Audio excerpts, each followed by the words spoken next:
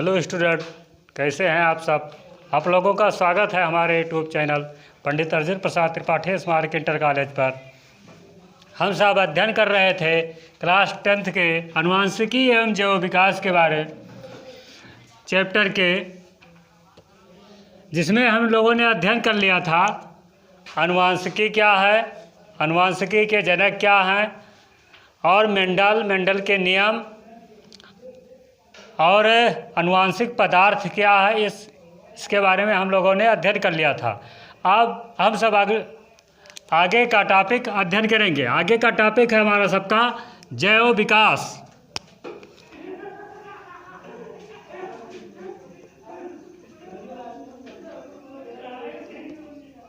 जैव विकास, जैव विकास का मतलब है कि जीवों का विकास कैसे हुआ होगा।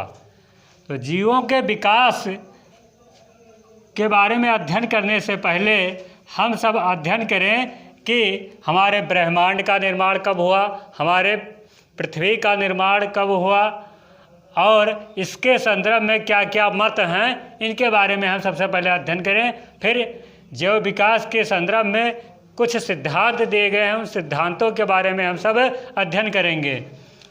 सबसे पहले हम सब ब्रह्मांड के बारे में कुछ महत्वपूर्ण बातें जानें। जैव विकास के अध्ययन हम सब बाद में करेंगे, देखेंगे ब्रह्मांड। तो बताया जाता है कि पूरे ब्रह्मांड का निर्माण लगभग 20,000 करोड़ वर्ष पूर्व हुआ था। हम लिखेंगे ब्रह्मांड का निर्माण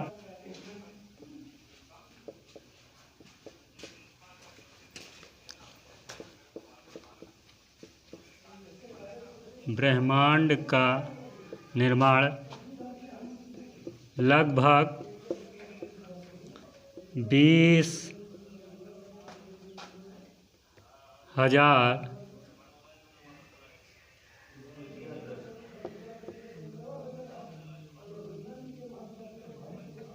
करोड़ वर्ष पूर्व मानी जाती है। जो ब्रह्मांड का निर्माण हुआ लगभग 20,000 करोड़ वर्ष पूर्व माना जाता है। ऐसा मानना है कि जो पूरा ब्रह्मांड बना, जैसे सूर्य, पृथ्वी, जितने आकाश गंगाएं चीज़ें हैं, इनका निर्माण लगभग 20,000 करोड़ वर्ष पूर्व मानी जाती है। अब इसका मत बहुत से लोगों ने दिया कि ब्रह्मांड का निर्माण ऐसे हुआ होगा, ऐसे हुआ होगा, लेकिन सबसे जो प्रचलित सिद्धांत है एक है big bang theory. Big bang theory का सबसे प्रचलित सिद्धांत है। उन्होंने बताया कि सबसे पहले बहुत बड़ा महाविस्फोट हुआ होगा, फिर धीरे धीरे क्या हुआ, जो चीज़ें पदार्थ थे वो गर्म थे, गर्म होकर धीरे धीरे फिर ठंडे होंगे और ब्रह्मांड का निर्माण हुआ होगा। जो सबसे प्रचलित सिद्धांत था वो बिग बैंग का सिद्धांत था। ये पूछा जाता है, तो इसको भी हम लिख लें कि ब्रह्मांड के निर्माण में जो प्रचलित सिद्धांत है किसका है। तो हम लिख सकते हैं ब्रह्मांड के उत्पत्ति के संदर्भ में प्रचलित सिद्धांत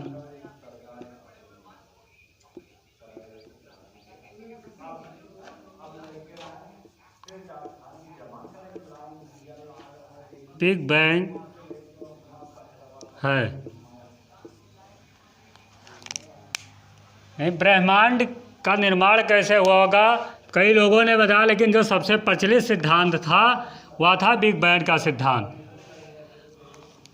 फिर इसके बाद का टॉपिक आता है कि ब्रह्मांड के निर्माण के बाद पृथ्वी का निर्माण कब हुआ। तो माना जाता है ब्रह्मांड के निर्माण के, या हम कह सकते हैं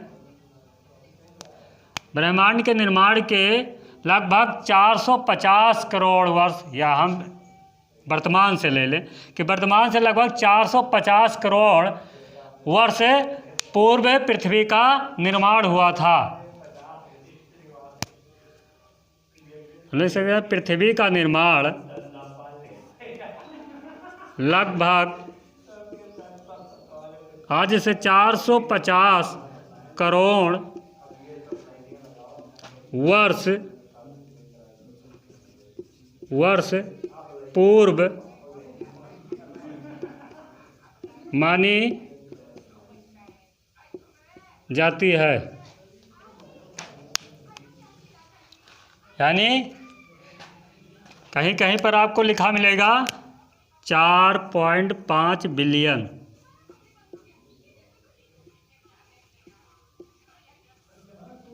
तो चाहे बिलियन लिखें चाहे 450 करोड़ वर्ष पूर्व मानी जाती है।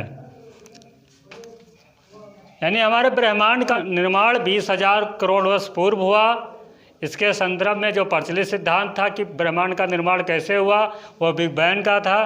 फिर पृथ्वी का निर्माण कब हुआ, तो पृथ्वी का निर्माण लगभग 4.5 बिलियन वर्ष पूर्व या हम कह सकते हैं 450 करोड़ वर्ष पूर्व मानी जाती है। अब पृथ्वी का जब निर्माण हो गया तब पृथ्वी पर पहली बार जीव कितने वर्ष बाद आया। हम लिख सकते हैं पृथ्वी के निर्माण के बाद लगभग 50 करोड़ वर्ष पूर्व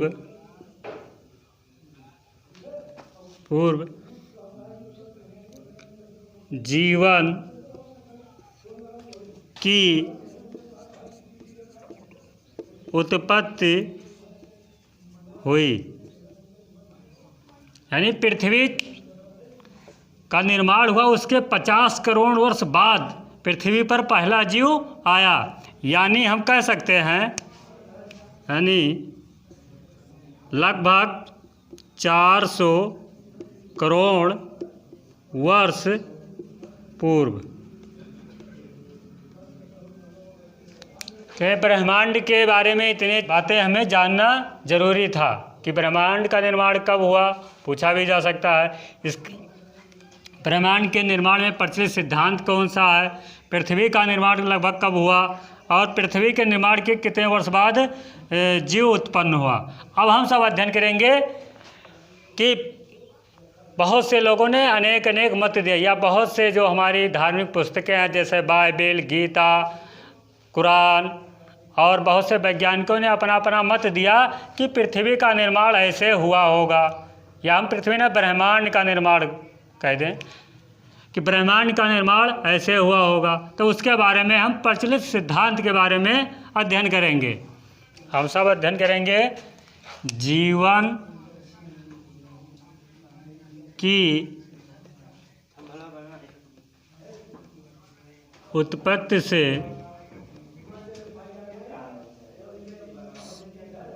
संबंधित सिद्धांत।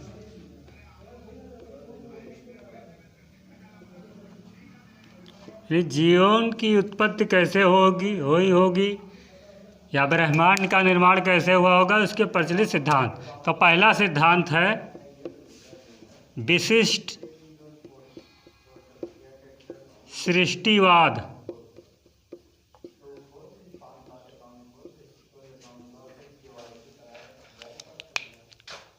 विशिष्ट सृष्टिवाद क्या कहता है, इसका मत है कि पृथ्वी हम ब्रह्मांड कह सकते हैं कि ब्रह्मांड का निर्माण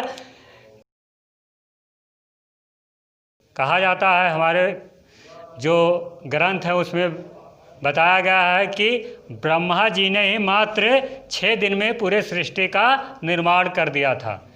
तो विशिष्ट सृष्टिवाद कहता है कि ब्रह्मांड का निर्माण किसी दैवीय शक्ति से हुआ है। तो हम लिख सकते हैं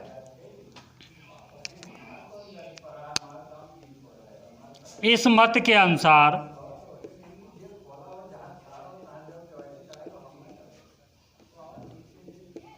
इस मत के अनुसार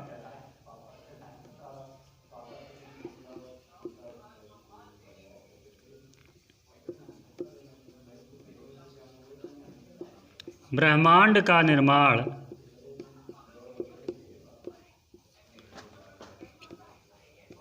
किसी दैवीय शक्ति से हुआ है। विशिष्ट सृष्टिवाद ही कहता है कि ब्रह्मांड का निर्माण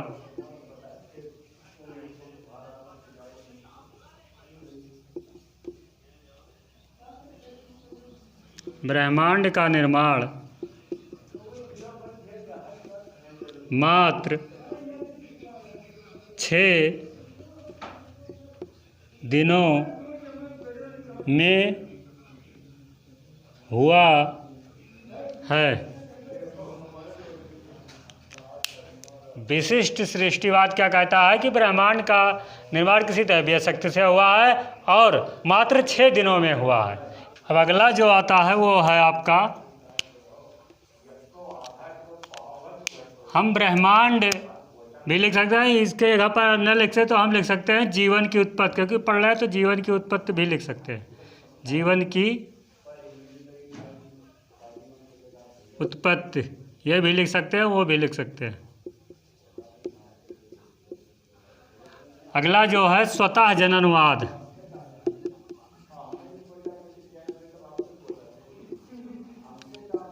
स्वतः जननवाद क्या कहता है कि जीवों की उत्पत्ति किसी अकार्बनिक पदार्थ से हुई है।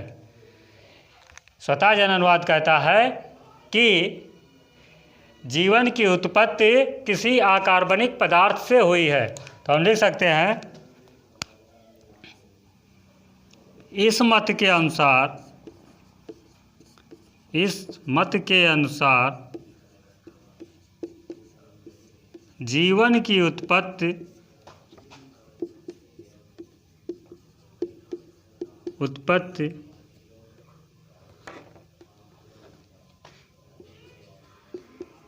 किसी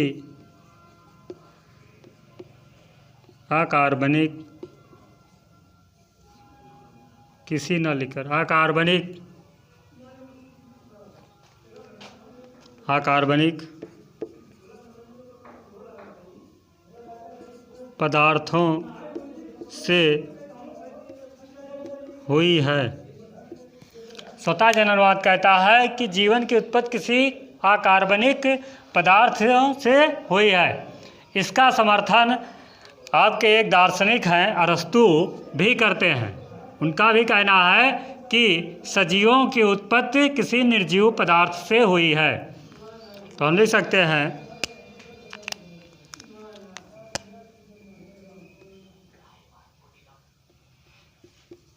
दार्शनिक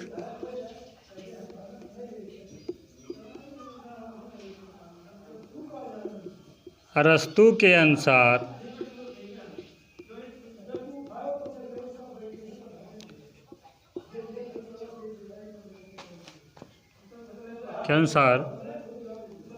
जीवन की उत्पत्ति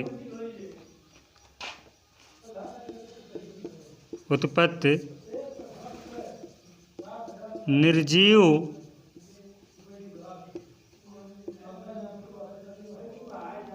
पदार्थों से हुई है। स्वतः जननवाद का समर्थन दार्शनिक है अरस्तु, जो जीव विज्ञान के जनक कहे जाते हैं, वो भी इसका समर्थन करते हैं। लेकिन अगला जो है मत वो है जननवाद। स्वतः जननवाद को खंडन करता है, इसको नहीं मानता है। वो कहता है कि जीवों की उत्पत्ति किसी अकार्बनिक पदार्थ या निर्जीवों से नहीं हुई है। अगला जो है तीसरा जननवाद। जननवाद क्या कहता है? जननवाद कहता है कि जितने भी जीवन की उत्पत्ति हुई है वो किसी निर्जीव या अकार्बनिक पदार्थ से नहीं हुई है। इस मत के अनुसार यह कहता है कि पहले से विद्यमान कोई किसी सजीवों के अंडाणुओं तथा बीजाणुओं से सजीवों का निर्माण हुआ है। जननवाद स्वतः जननवाद को नहीं मानता है। तो हम लिख सकते हैं जननवाद स्वतः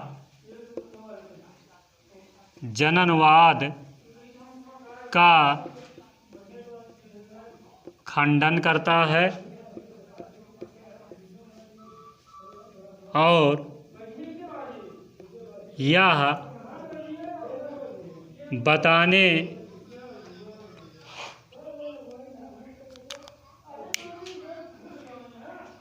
स्वतः जननवाद स्वतः जननवाद का खंडन करता है। इसको नहीं मानते। तो एक वैज्ञानिक थे हार्वे, उनके अनुसार हम है, और एक वैज्ञानिक थे हार्वे। हार्वे के अनुसार जीवन की उत्पत्ति पहले से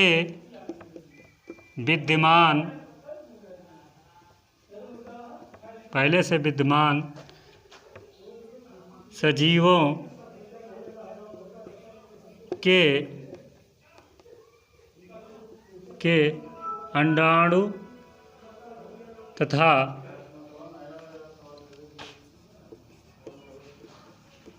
बीजाणु से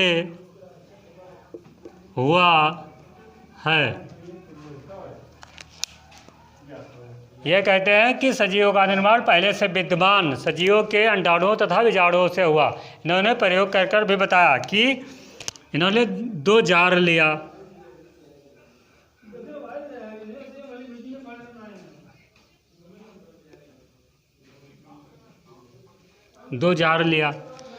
और उसमें मांस का टुकड़ा रखा। एक का क्या किया, एक के जार को खुला छोड़ दिया और एक को इन्होंने ढक कर रख दिया, और देखा, एक को खुला रखा, एक को ढक कर रख दिया, और 1-2 हफ्ते बाद देखा कि इसमें जो खुला हुआ जार था इसमें मक्खियाँ आकर बैठती थी, और देखा इस मांस के ऊपर बहुत से मक्खियों का जन्म हुआ। यानी वो अपने अंडाणुओं और अंडाणुओं को क्या कर देती थी, छोड़ देती थी। और जो जार बंद था उसके अंदर इन्होंने देखा तो किसी प्रकार के जीव का निर्माण नहीं हुआ।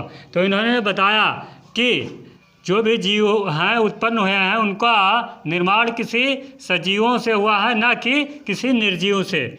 इसीलिए यह स्वतः जननवाद का खंडन करते हैं। अब है जैव विकास के प्रमाण।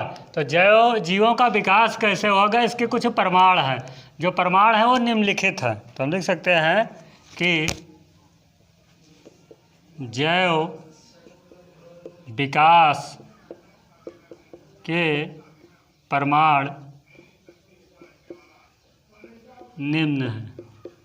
इनमें पहला जो प्रमाण है वो है समजात अंग।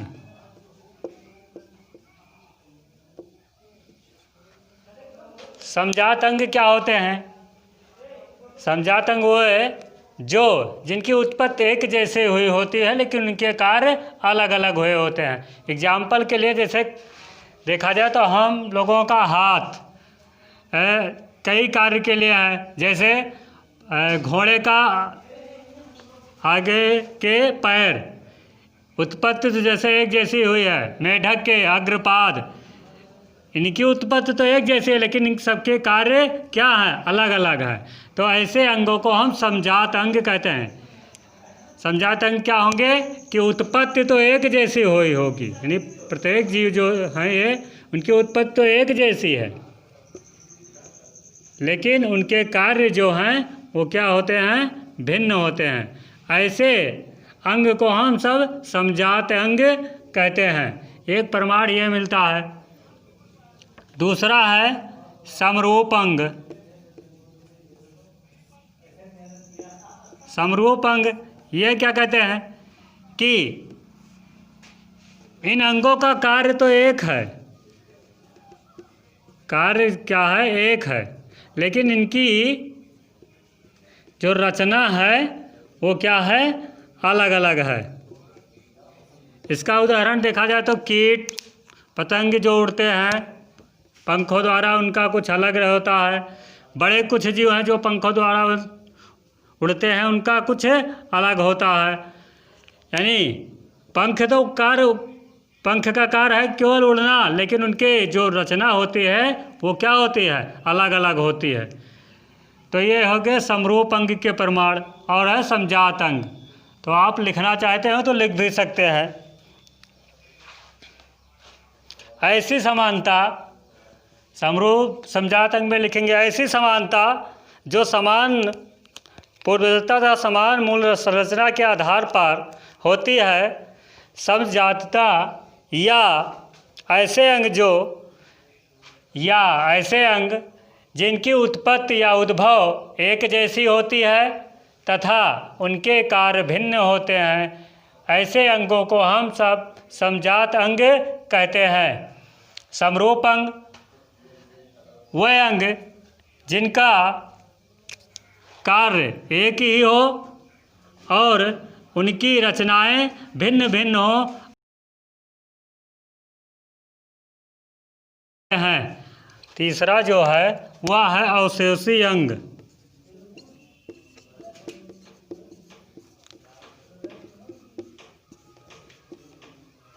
अवशेषी अंग कहता है कि कुछ जीवों के पहले पूर्वजों में कुछ अंग पाए जाते थे जो क्रियाशील होते थे। कुछ समय बाद ये क्या हो गए, इनमें क्रियाएं नहीं होने लगी। बात की जाए तो जैसे सर्पों के पैर,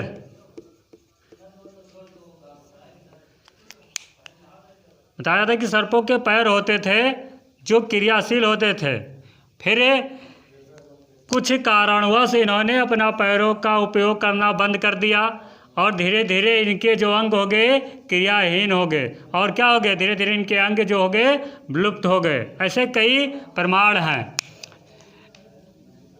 तो अवशेषी अंग वह अंग होते हैं जो क्रियाहीन होते हैं। तो हम लिख सकते हैं इसमें कि जीव के शरीर में कुछ रचनाएं क्रियाहीन है। ये रचनाएं पुराने पूर्वजों में क्रियाशील थीं। इन्हीं क्रियाहीन रचनाओं को हम सब अवशेषी अंग कहते हैं। अब अगला जो टॉपिक है वह है कि जीवों के विकास में के संबंधित में कुछ सिद्धांत दिए गए हैं। उन्हें सिद्धांतों के बारे में हम सब अध्ययन करेंगे। जैसे है कि हम लिख सकते हैं पहले जीव विकास के संबंध में प्रचलित सिद्धांत।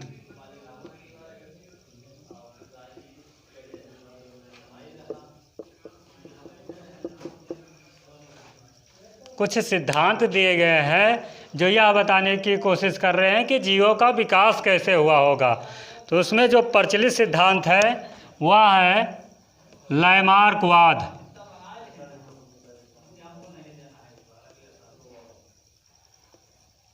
लैमार्कवाद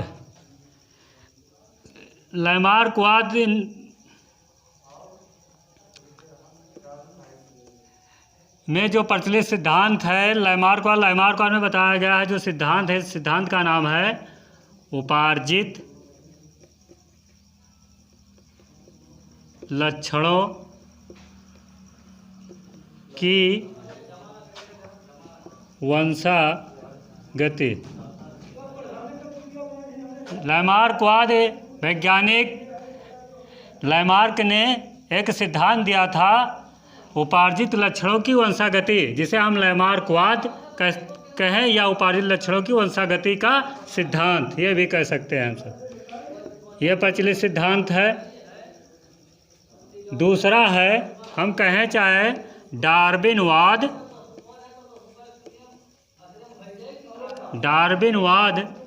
या हम कह सकते हैं प्राकृतिक चयनवाद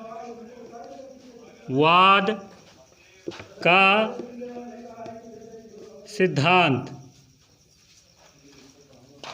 प्राकृतिक चयनवाद का सिद्धांत।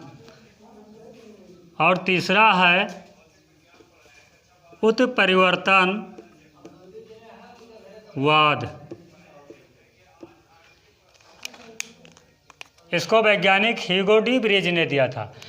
आपके बोर्ड परीक्षा के दृष्टि से बार बार अधिक बार जो क्वेश्चन पूछे जाते हैं वो पूछे जाते हैं लैमार्कवाद क्या है, डार्विनवाद क्या है, या पूछे जाते हैं उपार्जित लक्षणों की वंशागति का सिद्धांत के बारे में वर्णन कीजिए, प्राकृतिक चयनवाद के सिद्धांत के बारे में वर्णन कीजिए। इनके बारे में अधिक बार क्वेश्चन पूछा जाता है। तो सबसे ज़्यादा जो महत्वपूर्ण सिद्धांत हैं वो हमारे हैं लैमार्कवाद और डार्विनवाद। अब हम सब इनका विस्तार पूर्वक अध्ययन करेंगे। अब जैविक विकास के संबंधित में जो सिद्धांत दिए गए हैं, पहला सिद्धांत दिया था, हम सब पहले सिद्धांत के बारे में अध्ययन करेंगे, लैमार्कवाद या प्राकृतिक चयनवाद का सिद्धांत। तो हम लिख सकते हैं विकास का पहला सिद्धांत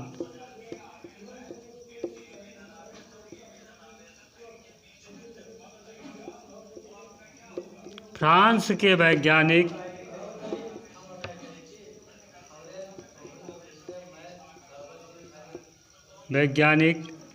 लैमार्क ने दिया। विकास का जो पहला सिद्धांत था वह फ्रांस के वैज्ञानिक लैमार्क ने दिया था।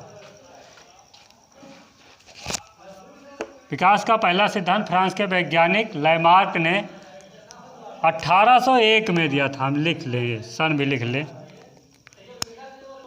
1801 में दिया। और इन्होंने अपने पुस्तक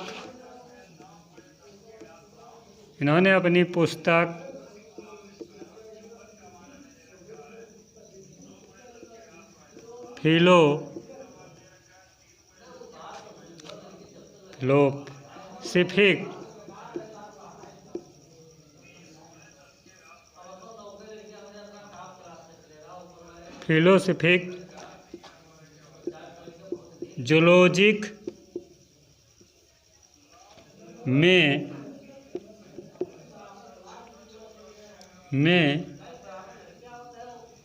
लैमार्कवाद या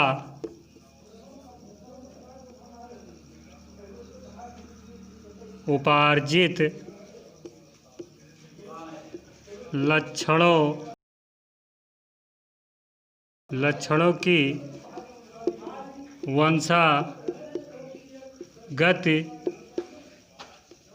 का सिद्धांत प्रस्तुत किया। विकास का जो सबसे पहला सिद्धांत दिया था वो दिया था फ्रांस के वैज्ञानिक लैमार्क ने 1801 में दिया था।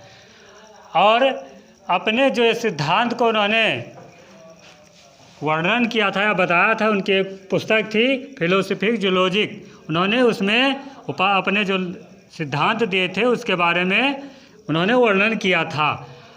अब इनके सिद्धांत के अनुसार कि जीवों का विकास कैसे हुआ होगा, अब हम सब अध्ययन करेंगे। आज के लिए इतना ही। लैमार्कवाद के बारे में अध्ययन हम सब अगले वीडियो में करेंगे।